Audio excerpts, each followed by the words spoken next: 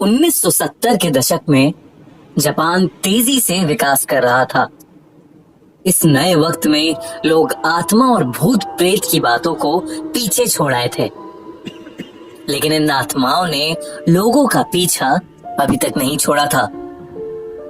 कुछ ऐसी घटनाएं हुई जिसके बारे में सुनने पर लोगों के रोंगटे आज भी खड़े हो जाते हैं। यह है कुचिसाके ओना, एक अर्बन हॉरर लेजेंड की असली कहानी, जिसकी वजह से 1970 के दशक में पूरा जापान खौफ में था। कुचिसाके का खौफ जापान में इतना ज्यादा था कि बच्चों को उनके पेरेंट्स स्कूल ही नहीं भेजते थे। वो उन्हें खेलने के लिए भी नहीं जाने देते थे और घर से बाहर नहीं निकलने देते थे। लेकिन दोस्तों, क्या है ये कुचिसाके ओना की कहानी? कहा जाता है कि एक औरत की आत्मा जापान की गलियों में भटकती रहती है। वो अपने चेहरे पर एक मास्क लगाकर घूमती है, जिसकी वजह से सिर्फ उसका आधा चेहरा दिखता है। वो अक्सर रास्ते से गुजरने वाले बच्चों को रोककर उनसे सवाल पूछती, क्या मैं खूबसूरत हूँ? सुनने में ये कितना आसान सा सवाल लगता है।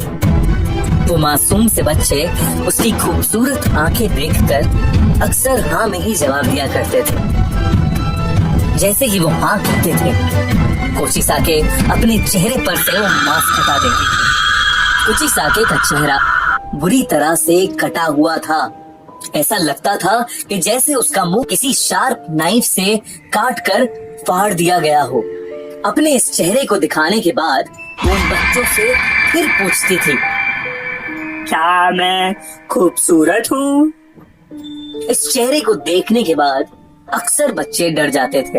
अब अगर वो हाँ में जवाब देते थे तो कुचिसाके अपनी बड़ी सी कैंची से उन बच्चों का मुंह भी अपने मुंह की तरह बीच में से काट देते थे।